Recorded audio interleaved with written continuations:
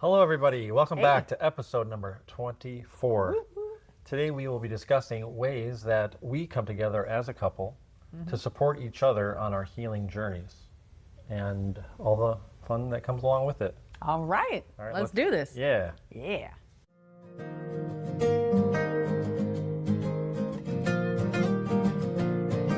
The universe brought us together, That we know, and together we want to share that story with you. as well as all of the practices we do to keep our relationship thriving. Because to us, it feels like our life is a honeymoon. We want that same joy for all of you. I'm Tim. I'm Amy, and this is our podcast. This podcast is brought to you in part by Considine Homes, proudly serving your real estate needs in South Florida with honesty and integrity, and offering trusted referral partnerships in all 50 states and beyond. Hey everybody, welcome to episode number 24. And again, today we are talking about ways that we come together as a couple to really help support each other's healing journeys. I just want to add, if you are not in a romantic relationship, this does not leave you out. You can do this with a friend, you can do this with a mentor, an accountability partner, anybody that you feel comfortable with, you can do these practices with them as well. So this doesn't have to be a romantic situation. And the topic of healing and our healing journeys individually and together, to give you a little backstory of the journey that I started before I met Amy, and she'll share hers after. I really feel that pausing on seeking a relationship is what really made a difference in us finding each other. 100%. And so I'll kind of share a little bit about that. My brother passed away in 2014, and that was a huge wake-up call for me as far as a direction in life and of taking life seriously. I was living alone for the first time in Seattle. I'd never lived alone in my entire life up until that moment. The girl I was seeing moved away, and my brother passed away, I think, in the same month. And it was just a really powerful month where it was literally the universe saying, wake up. And I moved in with a vegan couple, Ben and Amelia, around that same time. And they were vegan and they were very nice. And I think we started talking about being present, and I found meditation around that same time. I was definitely depressed from a lot of binge drinking at the time. I was in my 20s and coming to the end of my 20s, and where that kind of behavior wasn't as common. You know, people drink till they're 90, but I feel like I feel like some people can just drink and drink and drink and they live till, it's not common, anyway. And so I was letting go of alcohol as an escape. I was becoming present for the first time around age 30, and I wasn't an alcoholic, but I knew I had just abused it because I was hurting, and it was all from early childhood stuff that I eventually started working on around later in life after this. But that was kind of like my initial healing journey of the individual. Yeah. Me. Yeah, got it. So, yeah. Got it. Okay. How about you? Well, for me, the healing journey is lifelong, but I guess I'll start with I got divorced. I was in a relationship that felt toxic. It did not feel healthy or supportive. And I tried dating after that, and it did not go well at all. I realized that I had a tendency to attract addicts and alcoholics, and that was not what I wanted for my life. So I decided to stop dating for, I feel like a couple years. I can't remember time, lengths of time back then, but I just decided to focus on my kids, which was awesome. I love those memories. We had a lot of road trips, a lot of great time with my kids. And I also decided to go to Al-Anon at that time. And What is Al-Anon? Al-Anon, thank you for asking that question. Al-Anon is a group that supports people that are in relationship with some sort of addict, an alcoholic or drug addict. And it really helps them to look at their part in everything and how to release codependency and how to just really participate in self-care instead of always giving to the addict. And I just really felt like I needed to be in those rooms to see where my part was in all of this. And I highly recommend it. It's like free therapy is really good.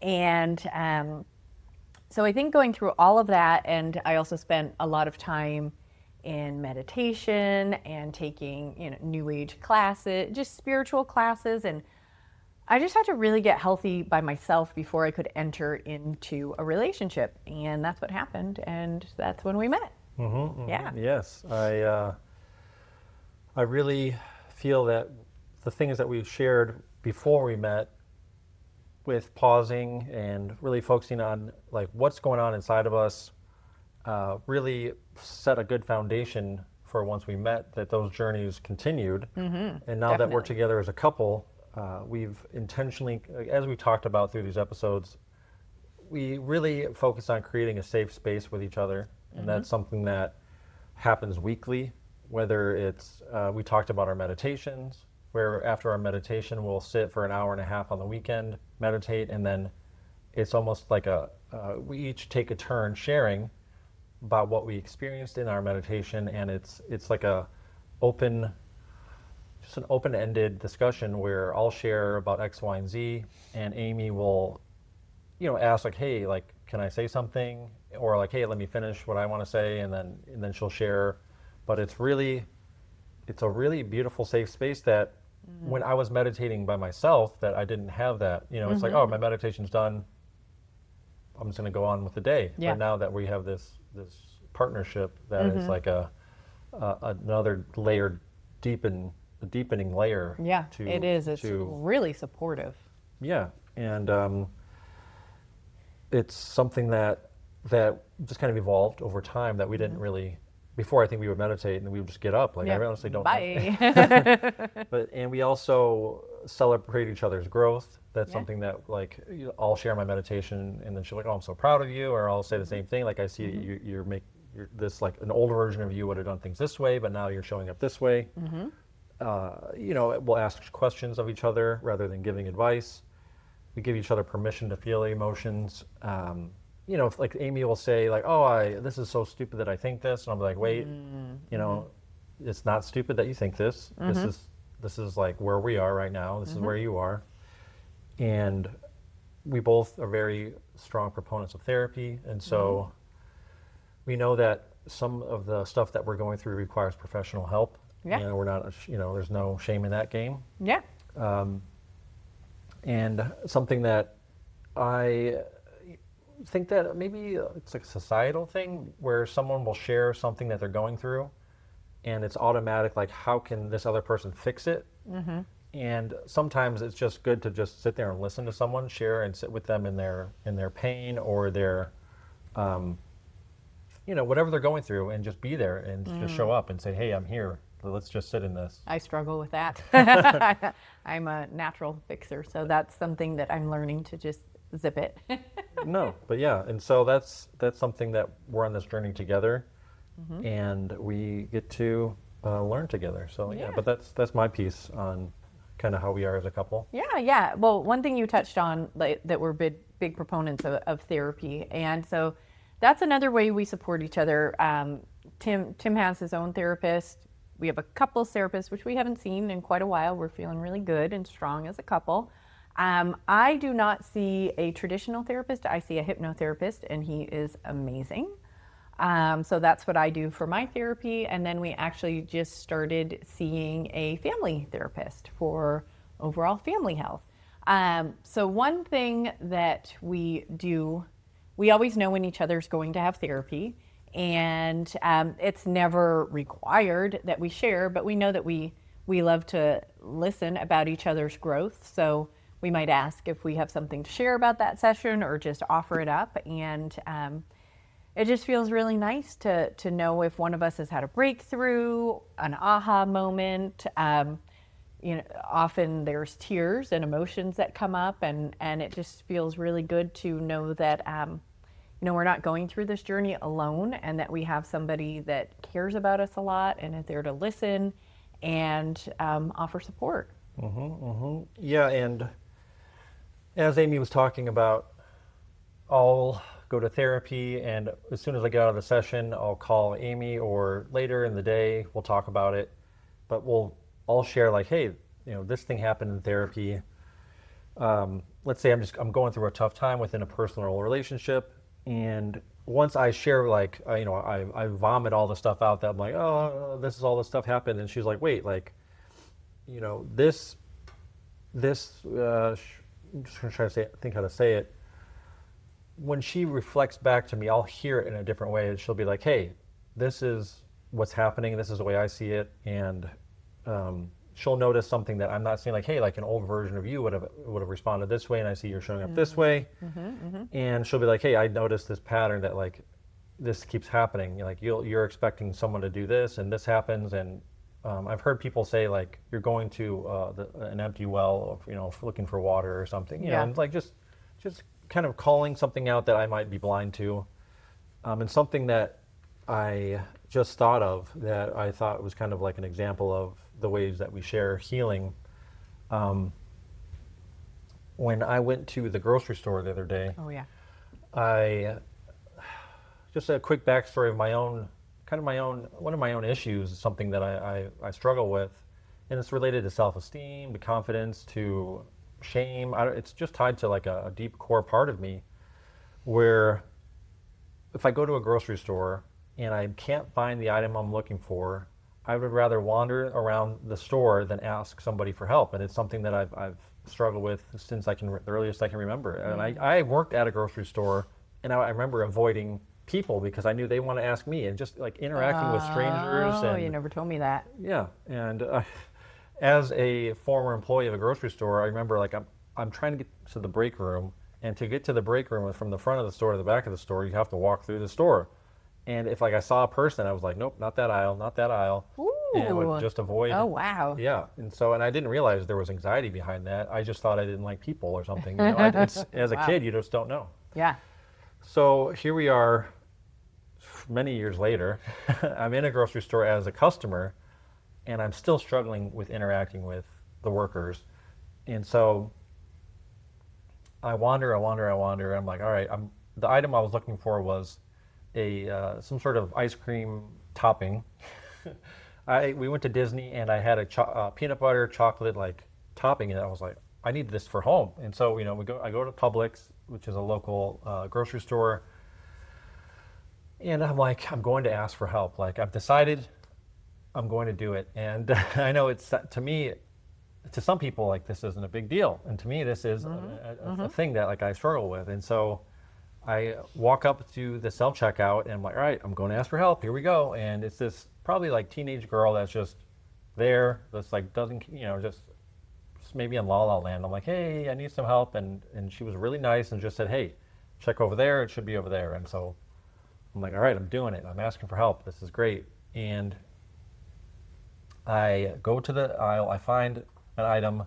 Well, actually, she said, we don't have what you're looking for, but if we did have it, it would be over there. And so I was like, oh, man, but I'm still going to check. And I ended up finding an item better than I thought I wanted. It was this Reese's chocolate, and it was vegan, which is even more rare. And so I grab it. I'm all excited. I walk back to the self-checkout, and I'm like, all happy and excited that I did it. And this song comes on that reminds me of my mom. It's a song by Annie Lennox called No More I Love Yous. It's a song that came out in 1995. My mom passed away in 1995. And so it's a song that like I not intentionally stay away from, but like I don't seek it out. And so as I'm checking out the self-checkout, it starts playing, and I was like, oh my God, just like, when things are happening, like I'm like, all right, I broke through like this major thing, this like self-limiting belief, whatever you want to call it. And I just remember I'm like, I'm going to start crying because it was just so emotional. And so I get to the car, and as soon as I turn the car, and I call Amy, and I just start crying, and I just start sharing with her just everything I just told you guys.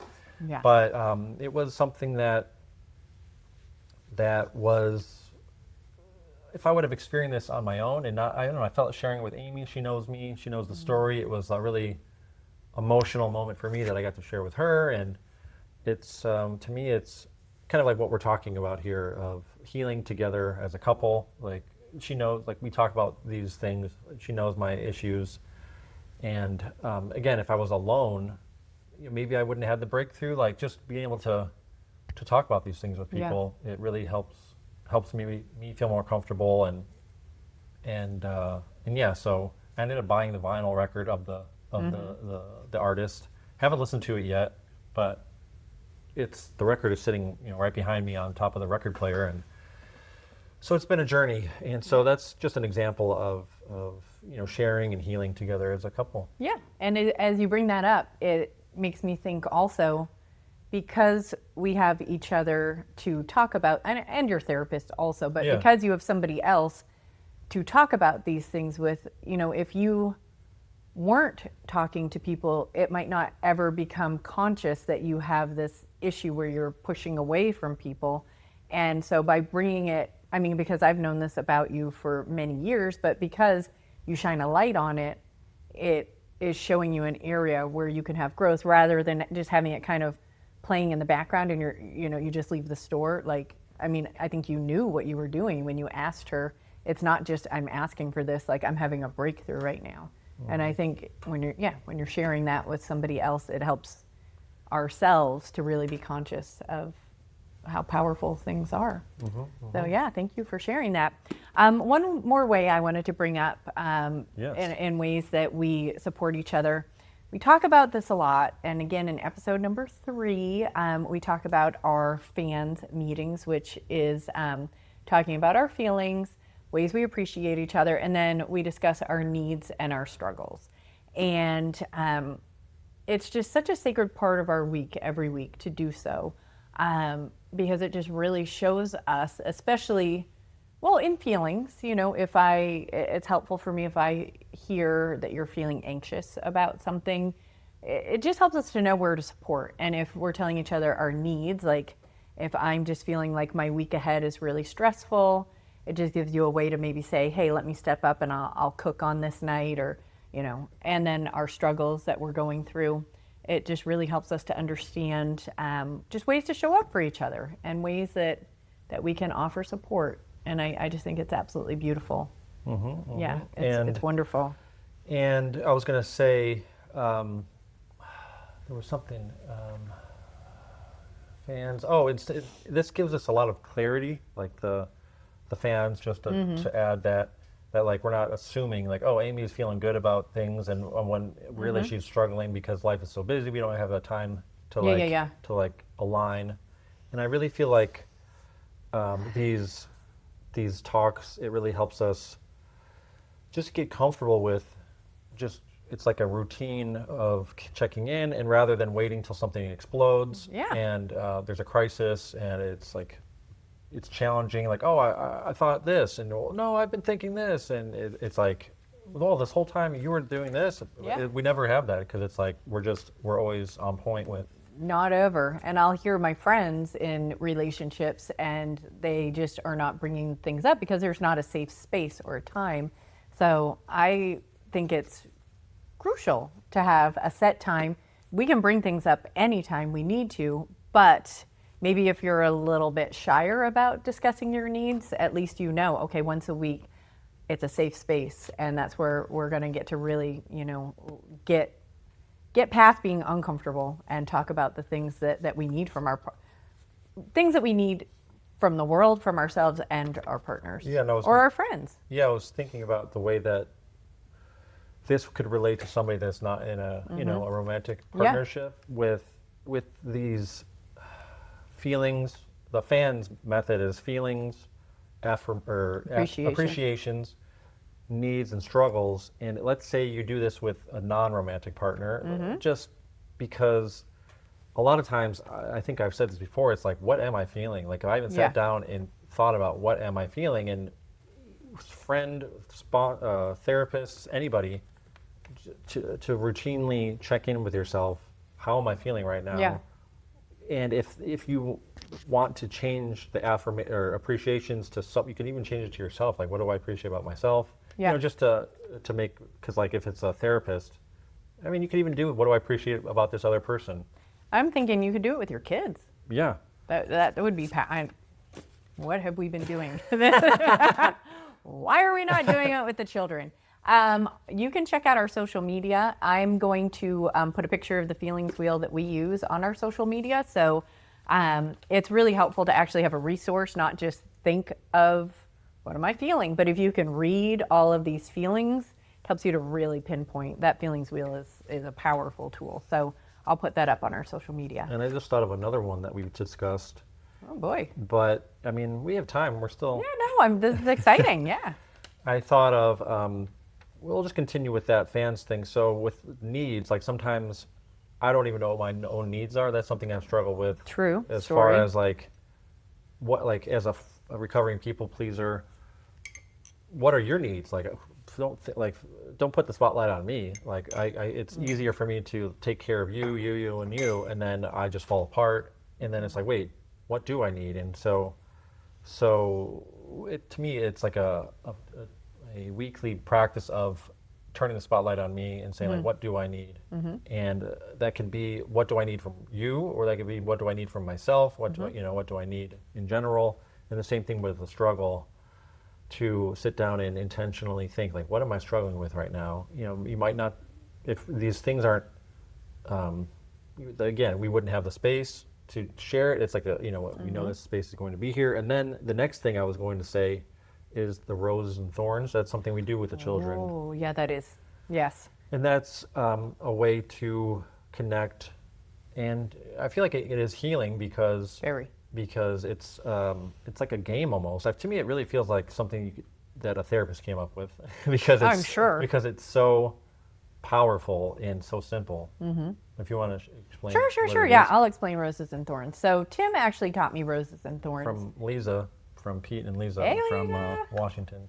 So the first time that we ever played this, we were on our first date, which was in North Carolina, and you'll have to go back and listen to other episodes if you want to learn how a girl from Florida and a guy from Seattle had their first date in North Carolina.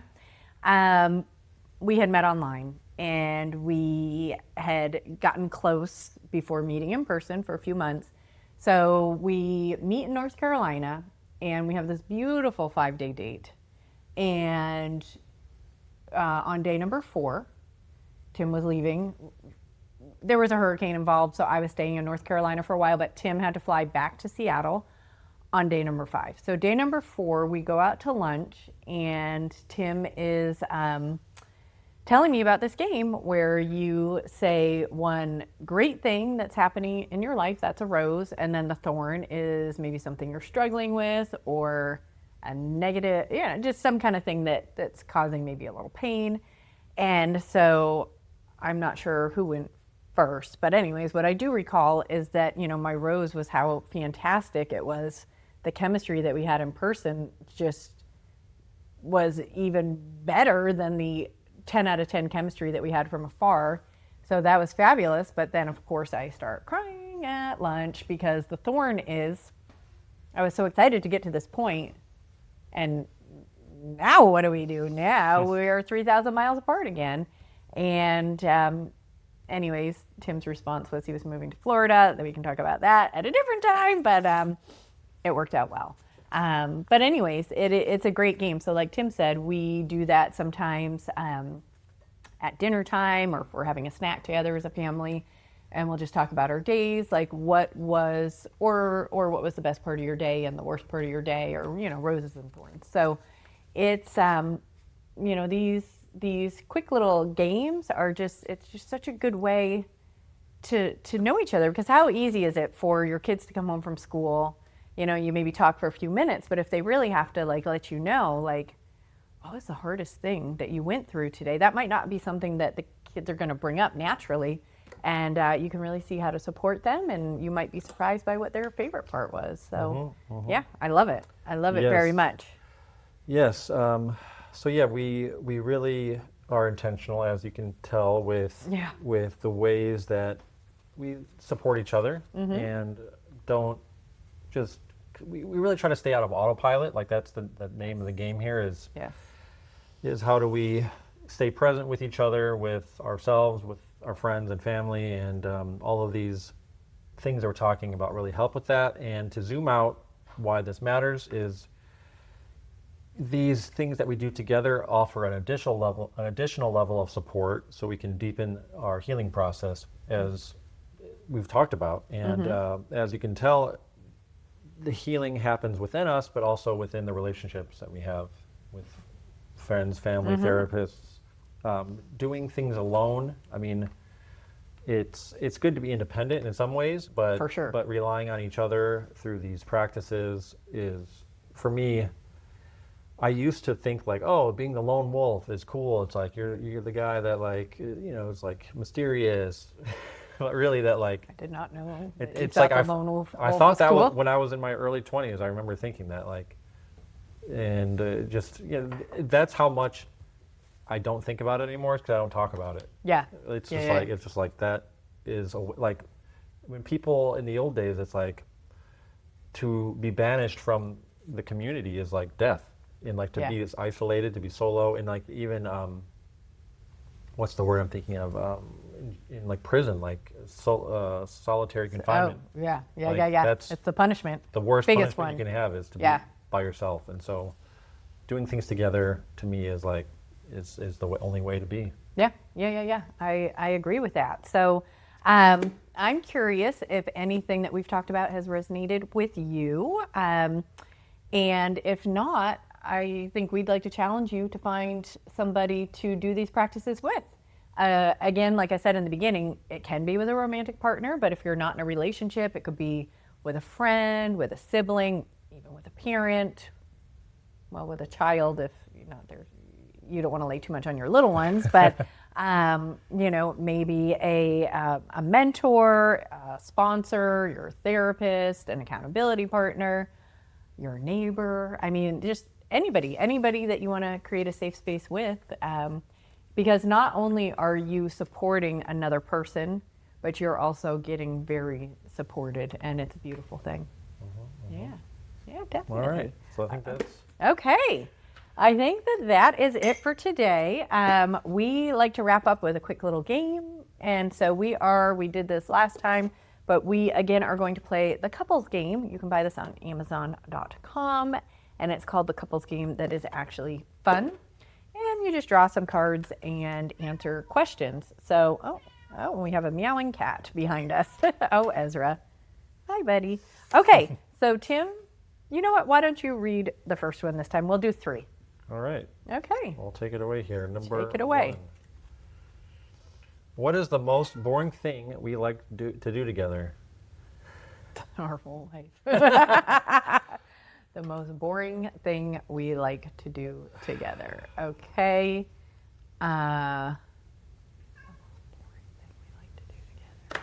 Nothing we do is boring. I mean, if we ask Star, everything we do is boring.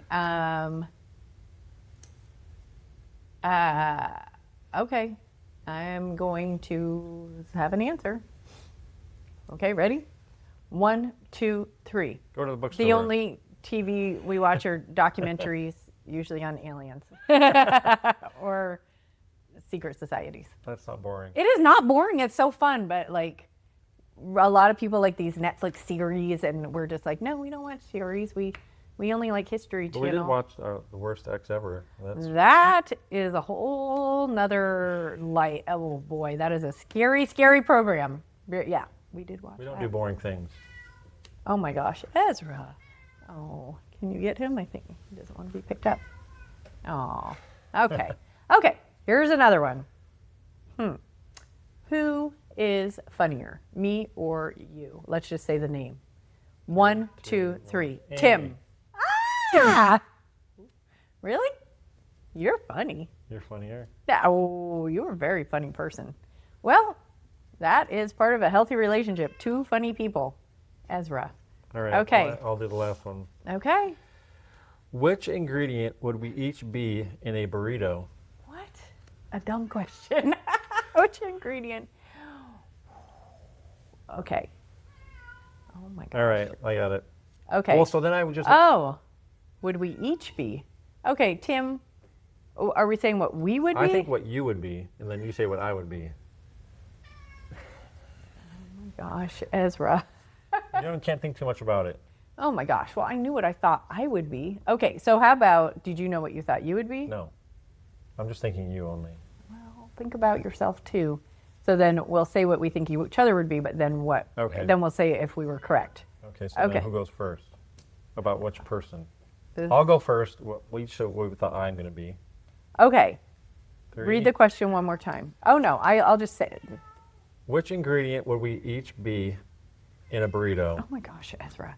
Okay. 3, We're doing it. 2, This is about Tim. guacamole. Black beans.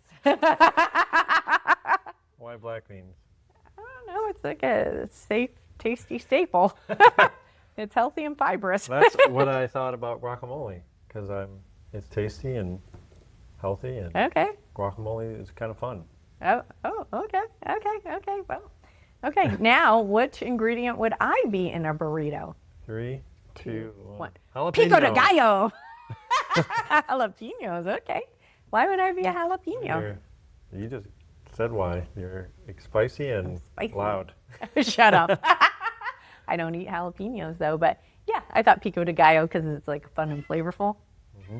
Oh my gosh, Ezra. We have a cat that will not stop meowing, but also will not get picked up. We've had 24 episodes, and this is the first time this has happened. I think that's pretty good. Yeah. He's looking for his his minute of fame, whatever that's called. I'm losing it now. Anywho, thank you guys so much So that was for our, spending time with us That was today.